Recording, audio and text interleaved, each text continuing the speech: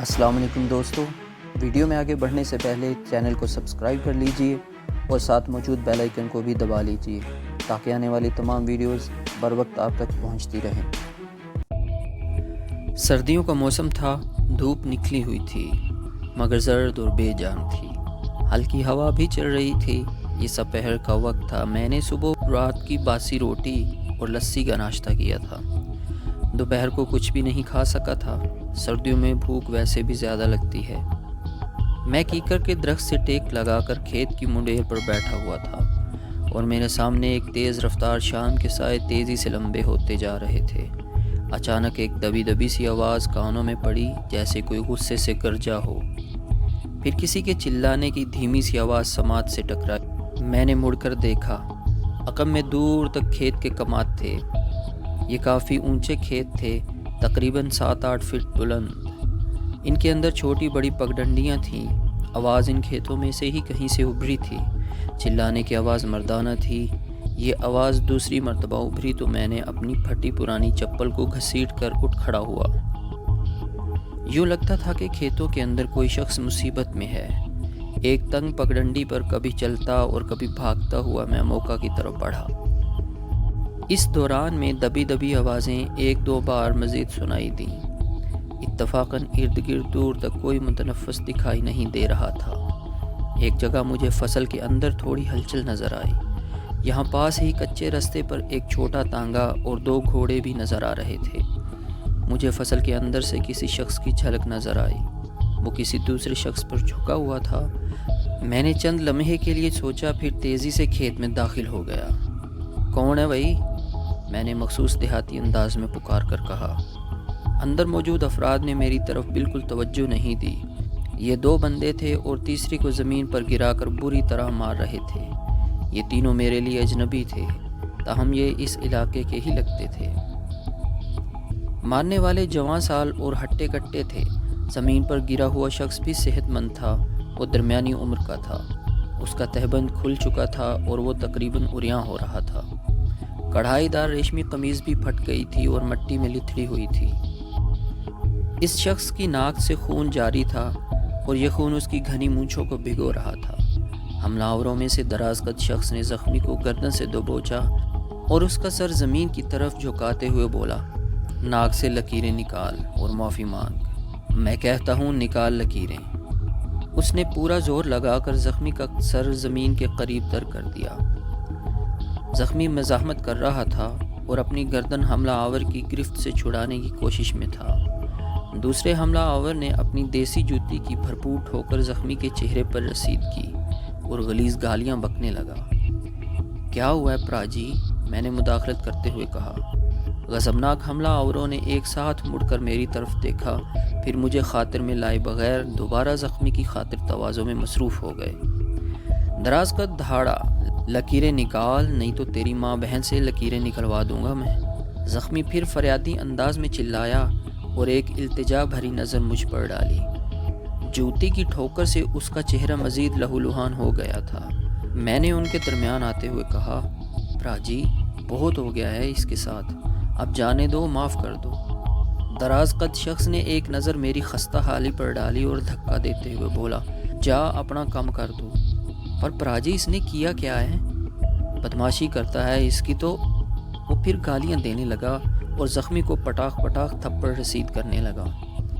चलो जाने दो जी। मैं बाकायदा दराज कद और ज़ख्मी के दरमियान आ गया। दराज कद धाड़ा, ओए तुझे कहा है ना, तेरी ज़रूरत नहीं है, तू ज़्यादा मामा बनने की कोशिश ना कर। इस मर्तबा दराज कद ने मुझे गर्दन से पकड़कर पूरी तरह झंझोड़ दिया। मुझे इसके मुंह से देसी शराब की बू आई। इसके साथ ही ये ख्याल भी पैदा हुआ कि अगर मैंने इन लोगों को इनके हाल पर छोड़ दिया तो हो सकता है ये दोनों इस ज़ख्मी की जान ही ले लें। मैंने कहा, देखो ये हमारे पिंड के खेत हैं, तुम लोग यहाँ। अभी मेरा फ़िक्रा मुकम्मल नहीं हुआ था कि दरमियाने कद के हमला आवर ने मेरी गर्दन पर ज़ोरदार घूंसा रसीद किया। मैं लड़खड़ा कर यकदम पीछे गया। इसके साथ ही मेरा मीटर भी घूम गया। बाजों की मछलियाँ फड़कीं और खून में वही जोश पैदा हुआ जो लड़कपन से मेरा साथी रहा था। मैंने पंजों के बल उछल उछल कर एक धुआंधार टक्कर दराज कद के चेहरे पर रसीद की। وہ ڈکراتا ہوا دور جا گرا۔ دوسرا شخص میری طرف لپکا، شاید وہ مجھے اپنے جن جبھے میں لینا چاہتا تھا۔ میں نے 2 قدم پیچھے ہٹ کر اس کی توند میں ٹھوکر رسید کی۔ وہ تکلیف سے دوہرا ہوا تو میں نے زوردار دہتڑ مار کر اسے اوندھا لٹا دیا۔ اسی دوران گراری دار چاقو کھلنے کی آواز کانوں میں پڑی۔ دراز قد حملہ آور نے اپنے تہبند کی ڈب میں سے چاقو نکال لیا تھا۔ اس کا چہرہ شراب اور غصے کی حدت سے تمتما رہا تھا۔ میری ٹکر نے اس کے دونوں ہونٹ پھاڑ دیے تھے۔ دراز قد فوری طور پر مجھ پر حملہ آور نہیں ہوا۔ شاید اس کا خیال تھا کہ میں چاقو دیکھ کر ہی بھاگ جاؤں گا، لیکن جب میں تنا کھڑا رہا اور نہ صرف کھڑا رہا بلکہ زمین پر پڑی ایک لاٹھی بھی اٹھا لی تو دراز قد کا تیش سوا ہو گیا۔ اس نے مجھے گالی دی اور سچ مچ چاقو استعمال کرنے کے لیے تیار ہو گیا۔ تاہم اسی دوران 3-4 افراد بھاگتے ہوئے موقع پر پہنچے۔ یہ ہمارے ہی پنڈ کے لوگ تھے۔ انہوں نے مخصوص دیہاتی انداز میں اوئے اوئے کی آوازیں نکالیں۔ ان میں سے 1-2 کے ہاتھوں میں لاٹھیاں بھی تھیں۔ انہیں دیکھ کر چاقو بردار ٹھٹک گیا۔ یہ لوگ دلیر ہو کر میرے اور چاقو بردار کے درمیان آ گئے۔ چاقو بردار مسلسل گالیاں دے رہا تھا۔ اس کا ساتھی بھی اچھل اچھل کر جوش دکھا رہا تھا، مگر ان میں کوئی بھی اب حملہ آور ہونے کی پوزیشن میں نہیں تھا۔ کچھ ہی دیر بعد وہ دونوں افراد گالیاں بکتے ہوئے اور دھمکیاں دیتے ہوئے کچے رستے کی طرف چلے گئے اور اپنے گھوڑوں پر سوار ہو گئے۔ میں نے 2 افراد کے ساتھ مل کر زخمی کو زمین سے اٹھایا اور اس کا تہبند کس کر باندھ دیا اور کپڑے جھاڑے۔ اس کے ایک پاؤں پر سخت چوٹ آئی تھی اور یہ وزن بھی نہیں سہار رہا تھا۔ ایک آنکھ بھی نیلی ہو رہی تھی۔ ہم اسے سہارا دیتے ہوئے کھیتوں سے باہر لائے۔ کھیت مزدور اللہ رکھا نے اپنی لوئی صاف جگہ پر بچھا دی اور زخمی ٹالی کے درخت سے ٹیک لگا کر بیٹھ گیا۔ اس نے اپنی زخمی ٹانگ لمبی کر رکھی تھی۔ ماشکی نور محمد کا پتر شریف بھاگ کر گیا اور امین جٹ کے ڈیرے سے تھوڑی سی سوا یعنی راکھ لے آیا۔ میں نے یہ سوا استعمال کر کے زخمی کے 2-3 زخموں کا خون بند کیا اور 2 جگہ پٹی بھی باندھ دی۔ شریف سوا کے ساتھ نیم گرم دودھ میں تھوڑا سا دیسی گھی بھی ملا کر لایا تھا۔ زخمی نے دودھ کا یہ 1 فٹ لمبا گلاس ایک ہی سانس میں ڈکار لیا اور قدرے اطمینان محسوس کیا۔ ہمارے پنڈ کے ماسٹر عطا صاحب بھی ان 2-4 تماشائیوں میں موجود تھے۔ وہ مجھے ایک طرف لے گئے اور بولے، خاورے، پرائے پھڈوں میں ٹانگ اڑانے کی عادت تجھے ایک دن لے بیٹھے گی۔ سانڈوں کی لڑائی میں تیرے میرے جیسے ڈڈو بے موتے ہی مارے جاتے ہیں۔ پتہ نہیں یہ لوگ کون تھے اور اب کیا کریں گے۔ پر ماسٹر صاحب، آپ ہی تو کتابوں میں پڑھاتے ہیں کہ مصیبت میں کسی کی مدد کرنا سب سے بڑی عبادت ہے، اور جس نے ایک انسان کی جان بچائی اس نے سمجھو لاکھوں کروڑوں انسانوں کی جان بچائی۔ کوئی نامعقولہ، غیروں کی جان بچانے سے اپنوں کی جان بچانا زیادہ ضروری ہوتا ہے۔ پہلے اپنی ماں کی جان بچا لے اور اپنی بہن کی جان بچا لے۔ جس کے پنڈے پر کپڑا ہے وہ نہ ہی پیٹ میں دانا، اور اپنی طرف بھی دیکھ لے۔ میں نے مسکراتے ہوئے کہا، ماسٹر صاحب، جس طرح امیری کی شان ہوتی ہے اسی طرح غریبی کی بھی ایک شان ہوتی ہے، اور پھر وہ غریبی جو ایمانداری کی وجہ سے ہو اس کی تو بات ہی کچھ الگ ہے۔ تو بس ٹھیک ہے، اسی غریبی کو بغل میں لے کے ناچتا رہ۔ کسی دن کسی چودھری وڈیرے کی داڑھ کے نیچے آئے گا نا تو عقل ٹھکانے آئے گی۔ ماسٹر عطا نے جل بھن کر کہا اور اپنی کھٹارا سائیکل پر سوار ہو کر نکل گئے۔ وہ اس مار پیٹ والے معاملے میں ملوث ہونے کا کوئی ارادہ نہیں رکھتے تھے۔ زخمی نے اپنا نام رونق علی بتایا تھا۔ وہ 14-15 میل دور راجوال گاؤں کا رہنے والا تھا۔ اس نے ہمیں بتا کر حیران کیا کہ وہ راجوال کے جاگیردار اباب کا رشتہ دار ہے۔ اس کے کوائف سن کر مجھ سمیت سارے روب میں آ گئے۔ راجوال گاؤں علاقے میں مشہور تھا۔ یہاں کے چودھری صاحب کو جاگیردار جی کہا جاتا تھا، اور ان کی زمین کو پتہ نہیں کیوں جاگیر کا نام دیا جاتا تھا۔ یہ نہری زمین تھی اور اس میں 2-3 گاؤں آتے تھے۔ جس کسی نے راجوال کو جانا ہوتا تو کہتا کہ میں جاگیر کو جا رہا ہوں۔ بس یہ نام نسل در نسل زبان پہ چڑھا ہوا تھا۔ حالانکہ سنا یہی گیا تھا کہ جاگیر ارباب عام سا چودھری ہے۔ ارد گرد کے علاقے میں اس کے ہم پلہ چودھری اور ذمہ دار موجود تھے، مگر انہیں جاگیردار کوئی نہیں کہتا تھا۔ رونق علی اپنی بول چال اور لباس وغیرہ سے بھی خوشحال شخص نظر آتا تھا۔ میرے پوچھنے پر اس نے بتایا کہ یہ دونوں بندے جو اس سے لڑ رہے ہیں ایک قریبی موزہ شادپور کے رہائشی ہیں، اور ان سے کوئی پرانا جھگڑا چل رہا ہے۔ رونق علی نے بتایا، میں ایک واقف کار سے یہ دیسی تانگا خرید کر لایا ہوں۔ یہاں سے گزر رہا تھا کہ ان دو کتوں سے ملاقات ہو گئی۔ یہ گھوڑوں پر سوار میرے سامنے سے گزرے۔ میں نے کچھ بھی نہیں کہا، پر یہ واپس گھوم کر آ گئے اور کہنے لگے کہ تم نے ہمیں گھور کر دیکھا ہے۔ بس اسی گل پر لڑائی شڑائی شروع ہو گئی۔ رونق علی مجھ سے بہت خوش نظر آ رہا تھا۔ میں 25-26 سال کا تھا اور وہ مجھ سے عمر میں 3-4 سال بڑا ہی ہوگا۔ وہ اپنے موٹے ہاتھ سے بار بار میری پیٹھ تھپک رہا تھا۔ پوچھنے لگا، نام شام کیا ہے تمہارا؟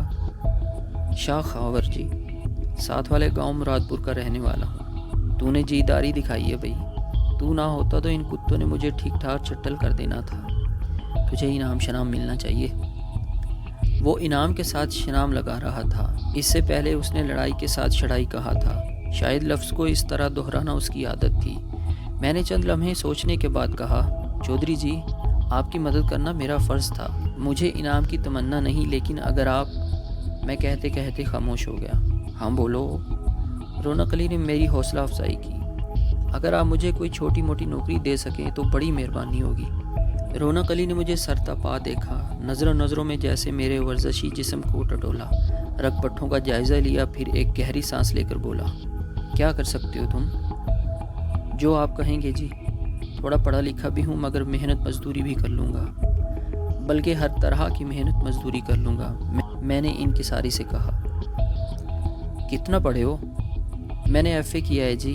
میں نے جان بوجھ کر اپنی تعلیم کم بتائی، کیونکہ اگر میں بتاتا کہ گریجویٹ ہوں تو وہ مجھے محنت مزدوری والے خانے سے نکال دیتا، اور مجھے فی الوقت نوکری کی اشد ضرورت تھی، چاہے کیسی بھی ہو۔ وہ کچھ دیر سوچتا رہا، پھر بولا، اس کے لیے تو تمہیں راجوال آنا پڑے گا، وہیں پر کچھ کیا جا سکتا ہے۔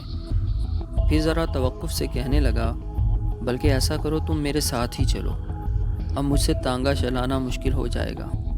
تم مجھے راجوال چھوڑ آؤ، وہاں والی صاحب سے تمہاری بات شاد بھی کرا دیتے ہیں۔ یہ مجھے بعد میں معلوم ہوا کہ راجوال میں جاگیردار ارباب کو والی صاحب بھی کہا جاتا تھا۔ کچھ ہی دیر میں سب کچھ طے ہو گیا۔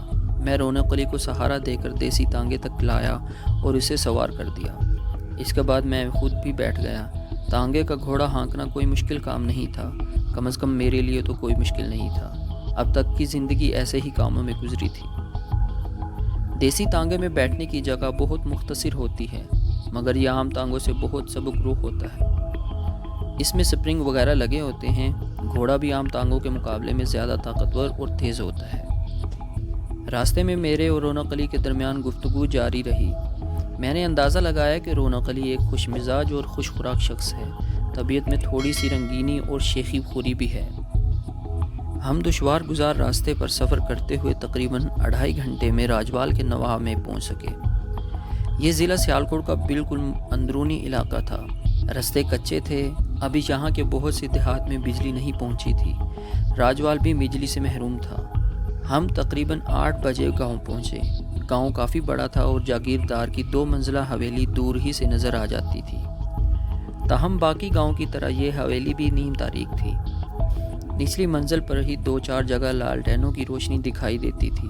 رکھوالی کے کتے شور مچا رہے تھے اور حویلی کے پھاٹک پر 2-3 خوش رنگ تانگے کھڑے تھے۔ تانگوں کے گھوڑے سردی میں سکڑے سمٹے نظر آتے تھے۔ ہم پھاٹک سے گزر کر حویلی کے وسیع احاطے میں پہنچ گئے۔ رونق علی کی آنکھ بالکل سوج گئی تھی۔ اس نے اپنی پھٹی ہوئی قمیض کو گرم چادر سے ڈھانپ رکھا تھا۔ رونق علی کو زخمی دیکھ کر ایک دم کئی افراد ہمارے ارد گرد جمع ہو گئے۔ یہ زیادہ تر حویلی کے ملازم پیشہ ہی تھے۔ 2 مسلح پہرے داروں نے رونق علی کو سہارا دے کر تانگے سے اتارا اور اندر لے گئے۔ کچھ دیر بعد مجھے بھی اندر بلا لیا گیا۔ دیہات میں سردیوں کی رات 7-8 بجے ہی شروع ہو جاتی ہے۔ حویلی بھی سوئی سوئی محسوس ہو رہی تھی، لیکن ہمارے پہنچتے ہی ہلچل کے آثار نظر آنے لگے۔ رونق علی کو کسی اندرونی کمرے میں لے جایا جا چکا تھا۔ ایک پہرے دار کی زبانی معلوم ہوا کہ والی صاحب بھی جاگ گئے ہیں اور رونق علی کی خیر خیریت دریافت کر رہے ہیں۔ میرے گرد اکٹھے ہو جانے والے افراد نے مجھ سے بھی سوال جواب شروع کر دیے تھے۔ میں نے انہیں مختصراً ساری صورتحال سے آگاہ کیا۔ کچھ دیر بعد میں نے جاگیردار ارباب کو دیکھا۔ یہ پہلا موقع تھا کہ میں انہیں دیکھ رہا تھا۔ اس سے پہلے صرف ایک مرتبہ دور سے ان کی ایک مختصر جھلک دیکھی تھی۔ یہ 3-4 سال پہلے کی بات ہے۔ وہ اپنے محافظوں کے ساتھ ایک جیپ پر سوار سالانہ میلے کی گہما گہمی دیکھتے ہوئے گزرے تھے۔ آج میں انہیں قریب سے دیکھ رہا تھا۔ ان کی عمر 60 سال کے لگ بھگ تھی۔ چہرے سے تھکن ظاہر ہوتی تھی۔